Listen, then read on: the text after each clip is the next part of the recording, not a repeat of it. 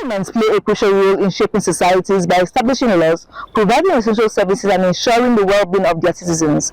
They create the framework of social and economic activity, address market failures, and promote public goods like education, healthcare, and road infrastructure. While the extent and nature of government involvement are often debated, its impact on daily life is undeniably influencing everything from individual rights to the overall stability of the nation. This week on News Panorama, we'll be exploring the various aspects of government impact on the society. It is a must-watch. Welcome and thanks for joining me on the program News Panorama. I am Josephine Efanga.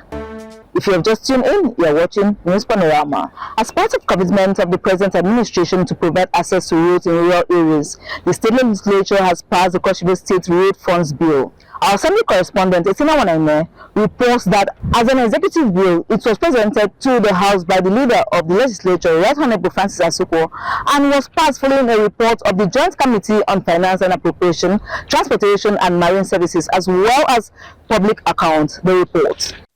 Right Honorable Asukwa in a debate said the bill is to provide funding for the construction, reconstruction, management and maintenance of Class B, C and D roads, noting that the bill also provides for the establishment of the Road Fund Board.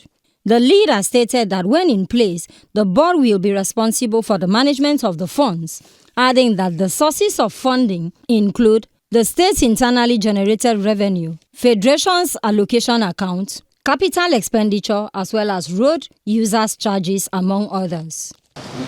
This bill, which I'm presenting today, is just a step to show you the source of fundings which will be given into that rural roads and for its proper administration. This bill is an urgent requirement to strengthen and give proper standing to the Rural Access Road Law, which was recently passed by this Honorable House. Members of the legislature supported the creation of the fund for the benefit of rural dwellers, as it will provide access routes for transfer of goods and services, as well as other social amenities. If it is passed into law, it will aid the funding of the Road Maintenance Agency. It will aid the funding for rehabilitation and the construction of our rural roads. What really is interesting me in this bill, if passed into law, is the source of fund, not only from the European Union, but also from the state transport workers. When the government wants to focus on a sector, there are two things that come to mind. The first thing is deliberate, and the second thing is intentional. Those two words are words I have learned in my 3 weeks travel. Mr. Speaker, what this bill shows to me is that the government is intentionally trying to create a passageway and a financial plan for something that is very important in this state, and we all know. For his part, the Speaker, Right Honorable Elbert Ayambem, described road construction as a major catalyst for rural development and referred the bill to the Joint Committee on Finance and Appropriation, Transport and Marine Services, as well as Public Accounts. Cross River State Roads Fund Bill 2025, second reading. Dear colleagues, the Cross River State Road Fund Bill 2025 has been read the second time. This bill is committed to Chairman of Finance and Appropriation and your team, Committee on Transport and PAC, Public Account. Those joint committees should critically look at this bill and report to us by Wednesday next week. Isiana Wanine for CRBC. Report has it that the construction of the Anantka police station is set to significantly enhance the law enforcement in the area as well as improve community safety. The new facility is designed to serve not just as a law enforcement base but as a model for community-driven infrastructure in the state. Blessing Basi has more details of the report. The essence of constructing a police station in any community lies in several key factors that significantly enhance public safety and community well-being, such as accessibility to service, crisis response, crime prevention, amongst others. With the development, residents can expect a more robust police presence. With the development, residents can expect a more robust police presence that aims to address their security concerns and promote a safer environment for everyone. The State Governor, Senator Obasi Otu, represented by East Chief of Staff Mr. Emmanuel Ayonba, emphasized government's commitment to safeguarding the lives and properties of the people. He noted that the initiative reflects a proactive approach to protecting citizens and ensuring safety in the region. It is an event that will stand the test of time, and I'm happy to see the cooperation, from the host community and also from our leaders, the royal fathers who have come out in their numbers, to make sure that this project is properly fitted in Calabar South local government for the betterment of our people. This project today is not going to be just for the police, because people are going to be employed as staff to work here. And it also will give you opportunity that when the police are making recruitment, the community will be recognized and given an opportunity. So the youth of Anantra, it is a project of the local government, but it is very near to you. The Commissioner of Police, CP Olusegun Umasayin, expressed gratitude for the collaborative efforts that lead to the project. He notes that the new police station will enhance the effectiveness of policing within the area, allowing officers to serve the community better. In terms of community policing,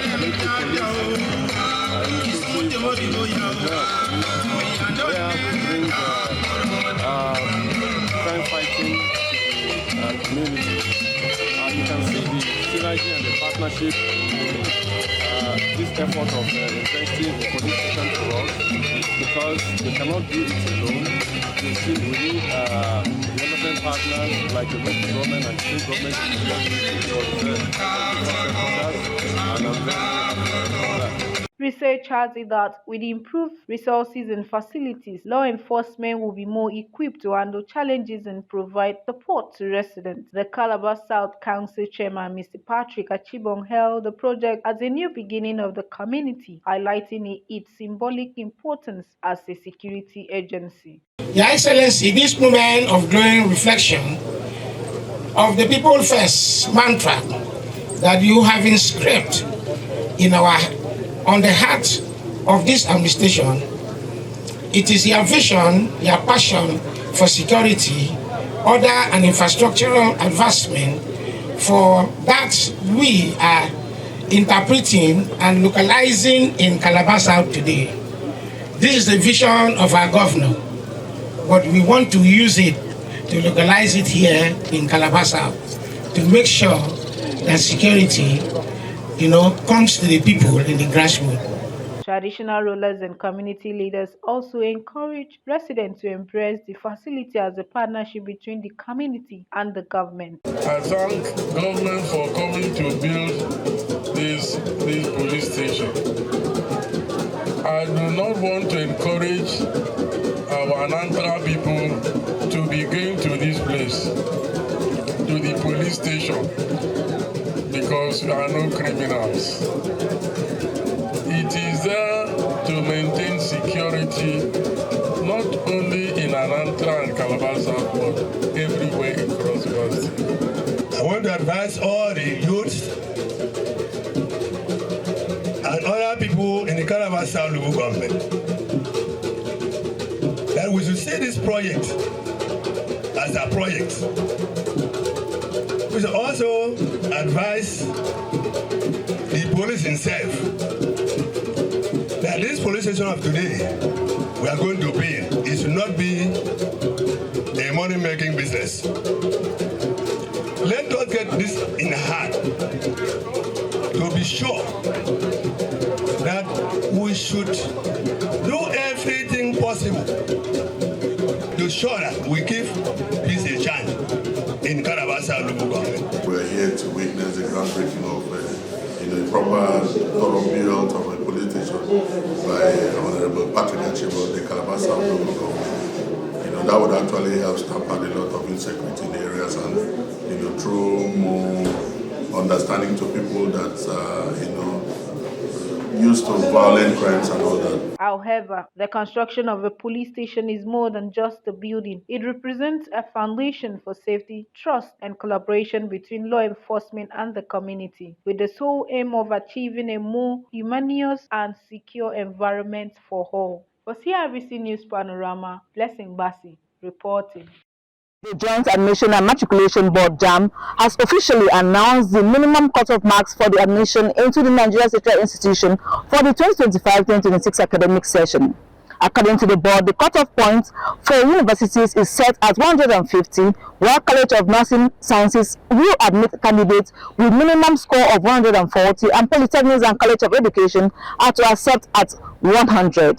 The announcement was made following a policy meeting with heads of tertiary institutions and other key stakeholders. The new benchmarks have stirred mixed reaction, with some questioning the standards and implications for academic quality, while others view it as a step towards inclusivity and expanded access to education, they report. At its 2025 policy meeting held in Abuja, the Joint Admissions and Matriculation Board (JAMB) announced new minimum cutoff marks for admission into Nigeria's tertiary institutions. Under the new guidelines, candidates seeking admission into universities must score at least 150, while colleges of nursing sciences will accept a minimum of 140. For polytechnics, the benchmark has been lowered to 100. JAMB Registrar Professor Ishak Oloyede said the cutoff marks were agreed upon after wide consultations with vice-chancellors, rectors, and provosts from across the country. He emphasized that the marks serve as a baseline,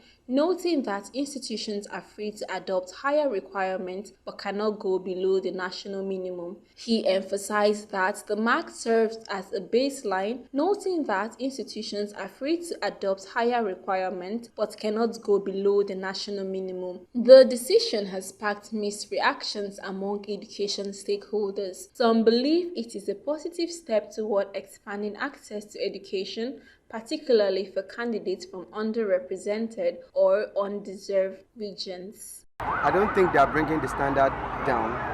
I think they're trying to help the students, because to me the students are not doing as much as they should. They're not working as much as they should, and JAMB has actually seen that this thing is are really affecting them. So they want to see how they can actually help the students to gain admission. And even with this low cutoff point, you will still discover that some students are still finding it difficult to still hit this benchmark. So it's a good one. I'm someone that doesn't really believe in all these tests, use and quantify someone's knowledge. Knowledge has to do with, knowledge is vast. So it's a good one by JAMB. It's a very good one. It's going to encourage our young minds coming up. Most of them might have dreams of becoming a lawyer, a doctor, or any other good cause goes to them. Others argue that the move could undermine academic standards, warning that lowering the cutoff may compromise the quality of students admitted. As good as that can be, it's still way too low. We could understand that they're trying to see how the rate of students not being admitted is reduced. But to me, it's kind of bringing the standard down, whereby students can just now believe that with 150, all they want to study for is 150. Believing that with 150 they can easily get admitted, and that is why we have too many students in the university today, and with just very little that are being serious.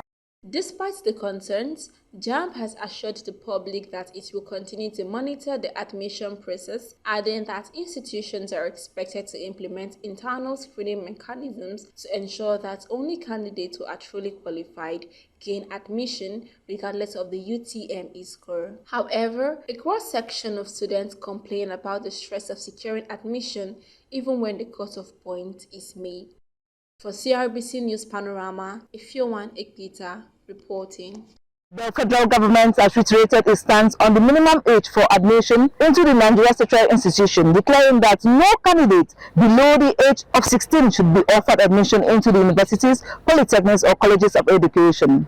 The announcement, which comes amid rising cases of underage applicants seeking early entry into higher institutions, has sparked conversations among parents, educators, and stakeholders in the education sector.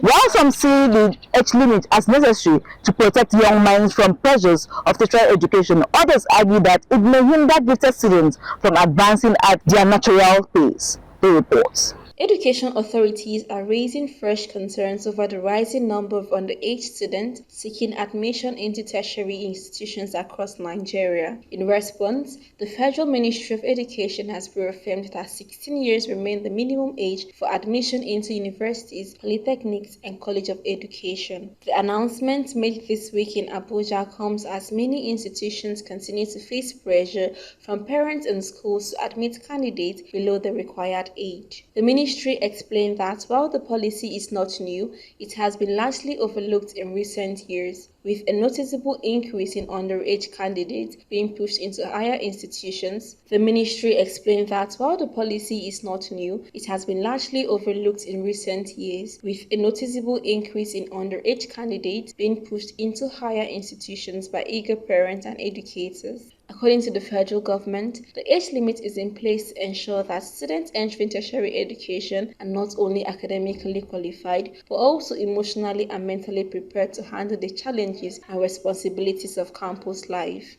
Meanwhile, the Joint Admissions and Matriculation Board (JAMB) has been directed to strictly enforce the requirement during admission processing. Institutions that admit students below the approved age risk facing sanctions.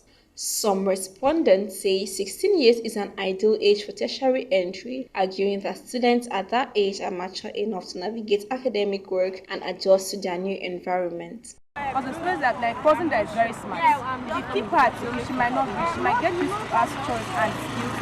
And when you take her to the school later, she should not concentrate again because her focus is no more there. She has lost her focus of reading. She will think that what's the point of reading when I'm not getting admission? You write JAMBC, you do it. The next day you do it, now you give up.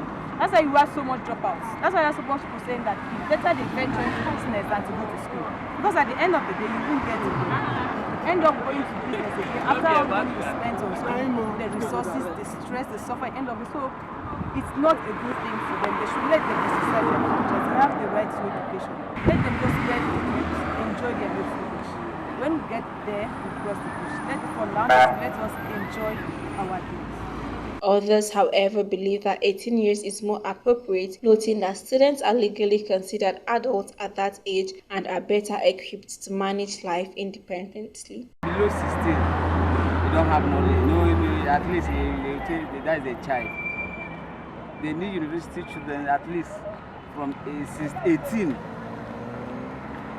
You get something upstairs so that you'll be able to make it. Because it's not university is not for children.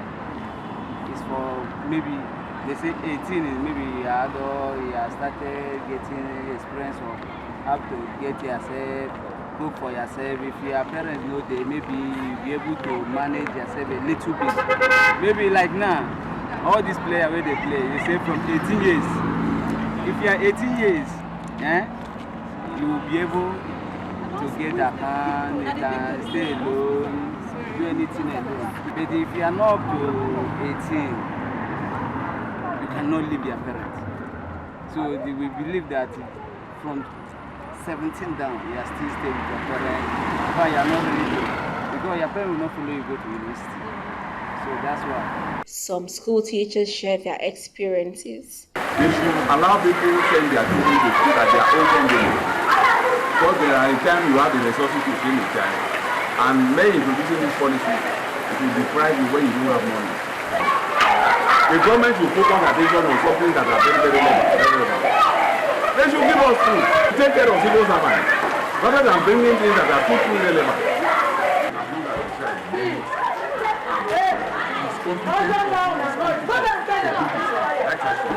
Irrespective of the child. When you know that the child is okay, and you say 16 days, if you are not up to 10 years, if you are not up to 20 years, if the child is it's nonsense. They should make policy that will benefit the masses. In response to the growing trend of fast-tracking students through school, the ministry is urging parents and guardians to slow down, stressing the importance of allowing children to develop at a healthy, balanced pace rather than chasing early success. For CRBC News Panorama, I am Ifyowan Ikpe Ita. The Cross River State Indigenous Languages, Culture and Heritage Bill has passed second reading at the State House of Assembly. The bill seeks to establish a center that will encourage the use of indigenous languages and culture as a legacy to be handed over to the future generation. Our Assembly correspondent, Sinawane, tells us more. The report. Opening debate on the bill, Honorable Martin Zachado intimated that the bill is aimed at preserving the culture, languages as well as heritage of the people of the state to avoid extinction. The legislator stressed the importance of indigenous languages and the need to have a management system to recover, promote and preserve the state's languages and heritage, including monument antiquities. To rediscover, define, promote and preserve the indigenous language, culture and heritage of the various people of the state. To forge unity through indigenous languages among the various people of the state without eliminating the process existing cultural heritage. Supporting the bill, the Deputy Speaker, Honorable Sylvester Agabi, and some lawmakers said the bill will preserve the state's languages and culture, which is almost lost, by encouraging its use as a major identity of a people, adding that it will help upcoming generation. Our culture is almost lost in the dark because if you go to many houses today, most of our children that were even born here in Cross River, even some of them in their villages or their local government, their children cannot speak their common language.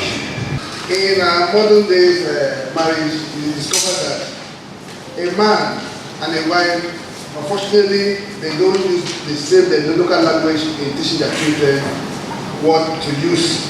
Mr. Speaker, though it's necessary to speak English, but it is not proper for our sons and daughters to shy away from their language. If we don't start down to start teaching our children on how to dress out with our traditional attires, very soon all those dressing will go into extinction. The Speaker, Right Honorable Albert Ayambem, spoke in support of the bill, saying that some indigenous languages and cultures are going into extinction and should be restored through its use. Dear colleagues, the Cross River State Indigenous Languages, Culture and Heritage Center Bill 2025 has been read the second time. This bill is committed to Committee on Culture and Tourism.